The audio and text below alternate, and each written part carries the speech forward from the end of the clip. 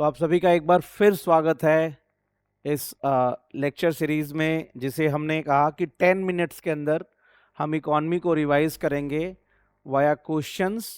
और ये क्वेश्चंस लेंगे बजट 2026-27 से, और एक एक क्वेश्चंस को उठा रहे हैं। इन क्वेश्चंस का स्टैंडर्ड ऐसा रख रहे हैं जो यूपीएससी जिस तरीके से सवाल पूछता है उसी के हिसाब से उनको रखा गया है, और इनके एक्सप्लेनेशंस हम ढूंढ रहे हैं।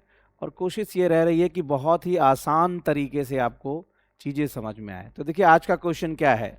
आज का क्वेश्चन लिया हुआ हमने, when calculating the horizontal devolution of taxes among the states which of the following criteria has claimed the highest weightage across the finance commissions. Finance commission की जो रिपोर्ट आती है, उस रिपोर्ट्स में जब टैक्सों को बांटने की बात की जाती है तो एक हॉरिजेंटल डेवोल्यूशन होता है, यानी क्षैतिज वितरण कहते हैं। क्षैतिज वितरण में करों को राज्यों के बीच बांटा जाता है, तो वो कौन सी क्राइटेरिया है जिसको हाईएस्ट वेटेज दिया जाता है। ठीक है, तो देखिए ऐसा है, फाइनेंस कमीशन के रिकमेंडेशन पे सेंटर स्टेट्स के साथ अपने टैक्स जो भी कलेक्शन किया होता उसको साझा करता है। तो उस बंटवारे का एक तरीका होता है, उसका एक तरीका है हॉरिजेंटल डेवोल्यूशन। तो कह रहा है इसमें जो कुछ क्राइटेरिया बनाई जाती हैं, किस क्राइटेरिया को सबसे पहली प्राथमिकता दी जाती है, अभी मैं समझा दूंगा इसको क्या चीज़ें होती हैं। लेकिन फिलहाल आप देखो, ए क्या है, फॉरेस्ट एंड इकोलॉजी, किस राज्य में वन कितने हैं, वहाँ की परिस्थिति कैसी है। डेमोग्राफिक परफॉर्मेंस, क्या इस क्राइटेरिया को रखा जाता है कि वहाँ जननांकीय प्रदर्शन कैसा है या जनसंख्या का प्रदर्शन कैसा है। तीसरा है इनकम डिस्टेंस, आय में असमानता या आय से दूरी, आय में दूरी। या चौथा है एरिया ऑफ द स्टेट, यानी राज्य का क्षेत्रफल कैसा है। ये 4 पैरामीटर्स हैं। क्वेश्चन पूछ रहा है इन चारों पैरामीटर्स में जो भी रिकमेंडेशन आते हैं फाइनेंस कमीशन के, उनका नंबर कौन सा है या कौन सबसे हाईएस्ट प्रेफरेंसेस दिया जाता है, उसको क्राइटेरिया मिला हुआ है। ठीक है, अब ये क्वेश्चन है, तो ये क्वेश्चन एक्चुअली फाइनेंस कमीशन के रिपोर्ट से लेकर ओवरऑल क्राइटेरिया पे आया हुआ है। थोड़ा ये डीप क्वेश्चन है, तो इस क्वेश्चन को थोड़ा डिकोड करें। मैं इसका आंसर नहीं बता रहा हूँ, इसको डिकोड करने के बाद इसका आंसर हम देखेंगे। फिर आप अगर आपको आंसर आ रहा हो अभी तक तो फिर आप जवाब दीजिए इसको, और अगर अभी नहीं आपको समझ में आ रहा हो तो थोड़ा वेट कीजिए, मैं इसे एक्सप्लेन करने जा रहा हूँ। तो चलिए शुरू करते हैं। तो इस क्वेश्चन को एक्सप्लेन करने के लिए यहाँ कुछ बेसिक कॉन्सेप्ट्स हैं जिनको हमें समझना है। तो बेसिक कॉन्सेप्ट पे बात करते हैं। पहला क्या है, पहला है फाइनेंस कमीशन।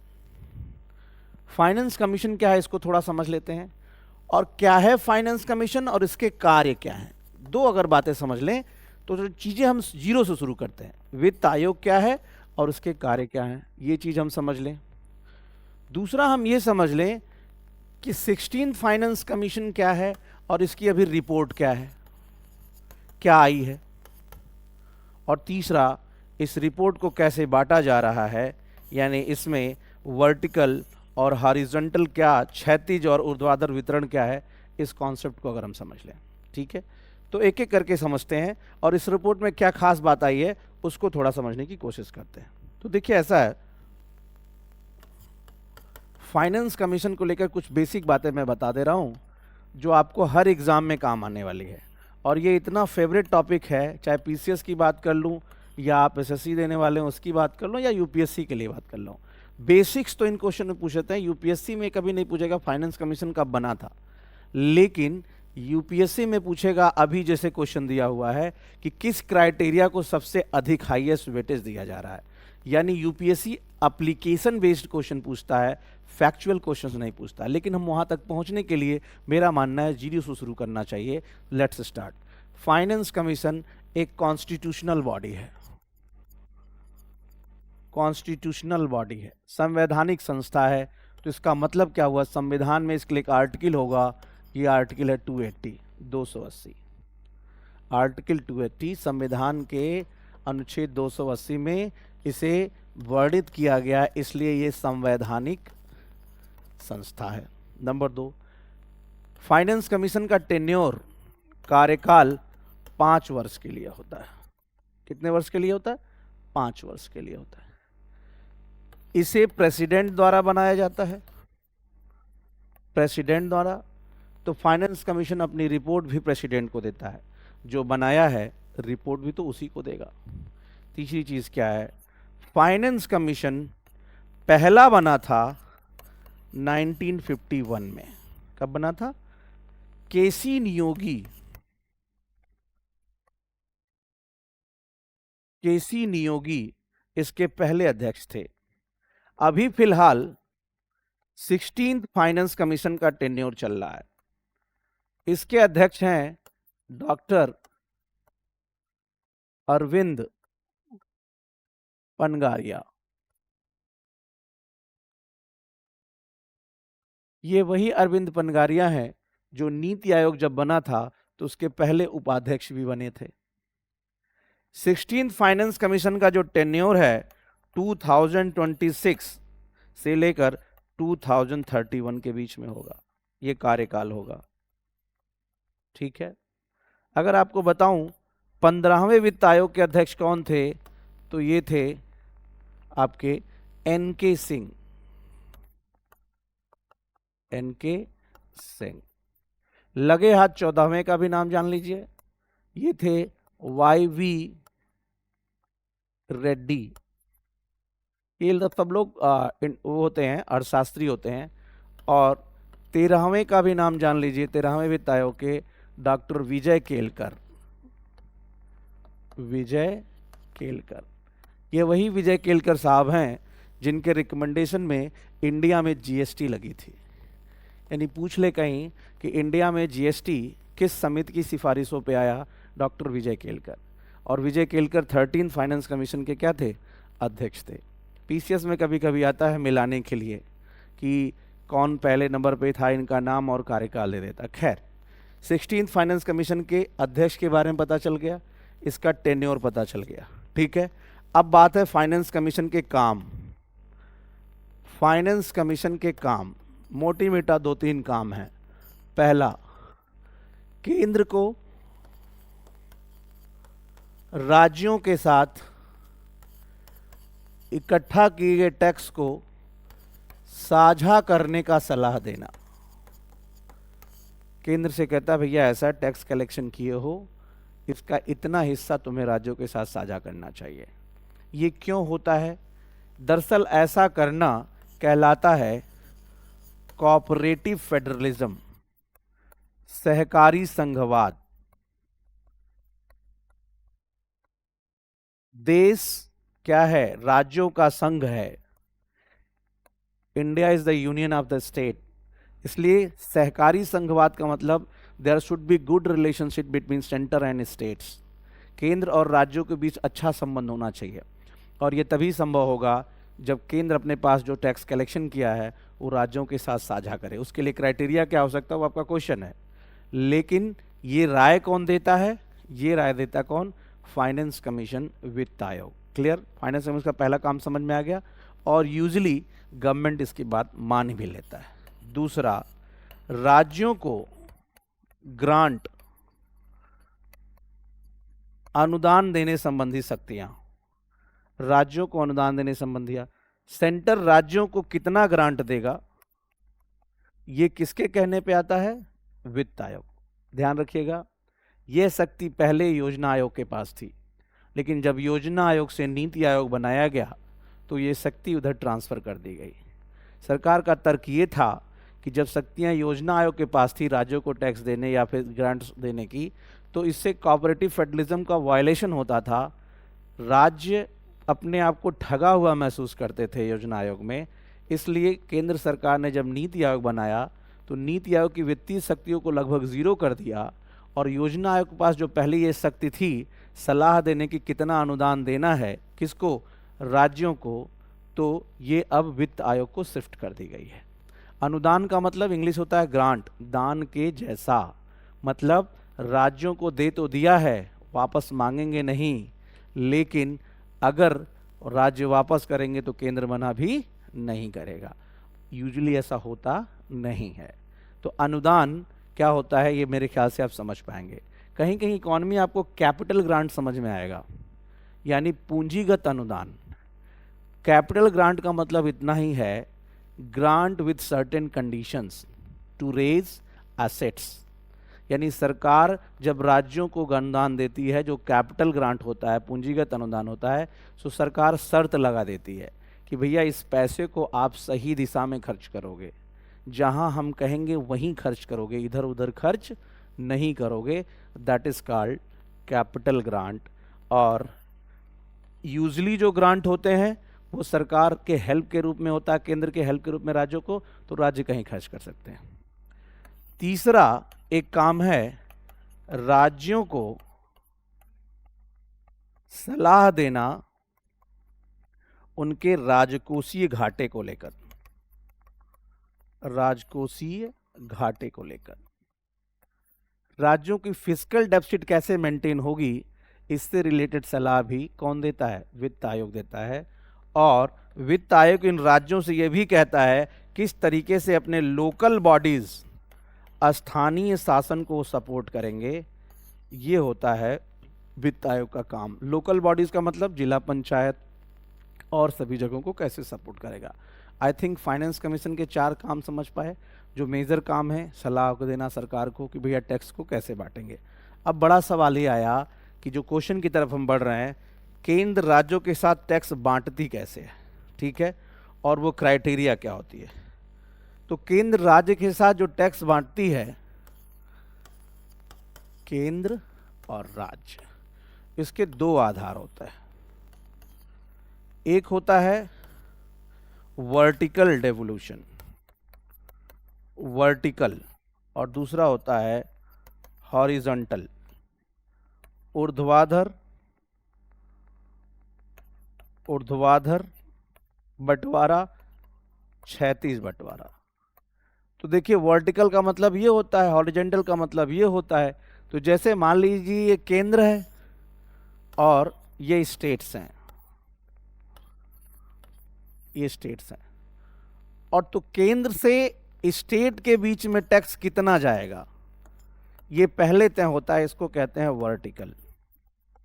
जैसे फॉर एग्जांपल अगर 100 रुपए टैक्स कलेक्ट हुए हैं तो केंद्र सरकार कह रहा है कि राज्यों को तुम 41 रुपए बांट दो, तो ये होगा वर्टिकल बिटवीन केंद्र एंड राज्य। अब 41 रुपया इधर आ गया, अब ये 41 रुपया इन राज्यों में कैसे बटेगा, इसे कहते हैं क्षैतिज बंटवारा, हॉरिजॉन्टल। क्योंकि हर राज्य क्लेम करेगा मुझे ज्यादा मिले, मुझे ज्यादा मिले, लेकिन इन भाई देखो 100 रुपए में से छन के 41 तो आ गए, अब ये कैसे इनके बीच बटेगा, ये कहलाता है क्षैतिज यानी हॉरिजॉन्टल बंटवारा।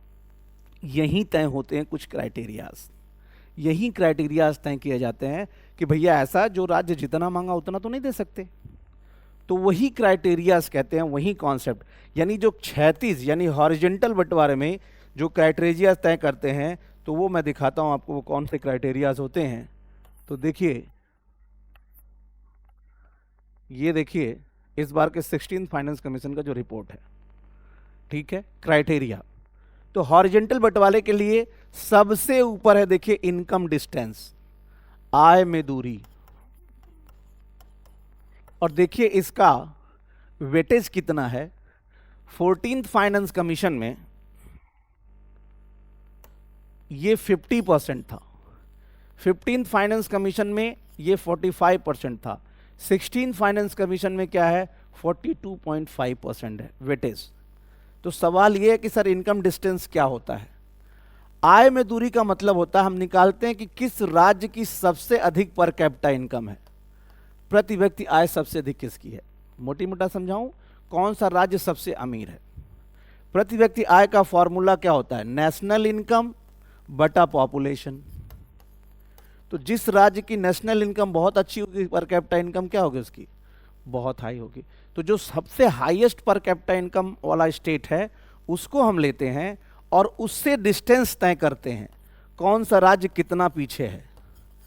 तो जो राज्य उस पर कैपिटा इनकम के नजदीक होगा तो भैया उसको कम मिलेगा, लेकिन जितना दूर होगा इनकम डिस्टेंस उसको अधिक पैसा मिलेगा। तो इस वेटेज को सबसे ऊपर रखा गया है, यानी जो राज्य जितना गरीब होगा उसको सबसे ज़्यादा पैसा इस पूरे 41% जो भी बंटवारा है उससे मिलेगा। बात समझ पाए? तो दूसरा क्या और क्राइटेरियाज देख लीजिए, एरिया है, पॉपुलेशन है, डेमोग्राफिक परफॉर्मेंस है, फॉरेस्ट है, टैक्स फिस्कल एफर्ट्स है, कंट्रीब्यूशन टू जीडीपी है। ठीक है, लेकिन अगर क्वेश्चन आपका, आप देखिए आइए, अब मेरे ख्याल से क्वेश्चन का जवाब आप दे पाएंगे। कहाँ गया क्वेश्चन? ये देखिए, ये क्वेश्चन रहा, व्हेन कैलकुलेटिंग हॉरिजेंटल डेवोल्यूशन, जो मैं बता रहा था 36, उसमें सबसे अधिक वेटेज किसका है? मेरे ख्याल से अब जवाब आपको समझ में आऊंगा, इनकम डिस्टेंस। तो इस क्वेश्चन का उत्तर देने के लिए हमें वो चीजें समझना चाहिए था। ठीक है, अब सीधे हम वहां पे जाते हैं। इस क्वेश्चन का उत्तर तो देख लिया, कुछ बातें और थोड़ी रह गई हैं। जैसे एक जो इसमें हम अगर देखेंगे, इसमें 16th फाइनेंस कमीशन में एक बड़ा बदलाव आया है। क्या? एक देखिए नीचे है कंट्रीब्यूशन टू जीडीपी।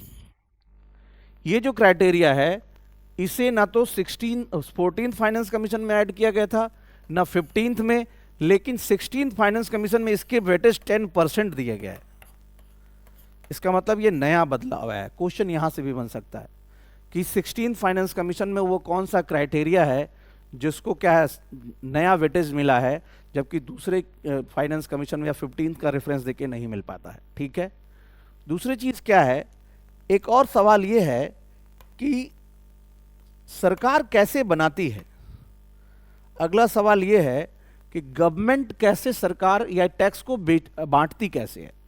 तो देखो, जो भी उसके पास ये कलेक्टेड टैक्स है, इस कलेक्टेड टैक्स में से वो हिस्सा निकालती है जिसे उसे राज्यों के साथ बांटना है।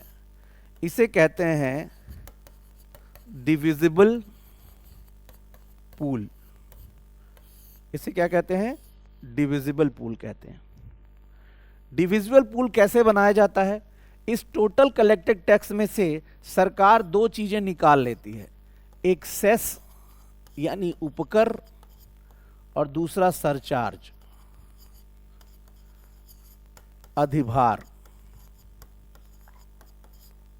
अधिभार, सेस और सरचार्ज। और तीसरा एक पोर्शन इसमें से निकाल लेती है cost of tax collection. Tax को कलेक्ट करने में जो खर्चा लगा है उसको निकाल देती है। तो मान लो ये तीन चीजें इतना निकाल लिया, ये हमारा इतना पोर्शन, ये वाला ये पोर्शन, ये सेस का पोर्शन हो गया, सरचार्ज का पोर्शन, ये खर्चा लग गया, यही बनेगा डिविजिबल पूल। सेस और सरचार्ज क्या होता है?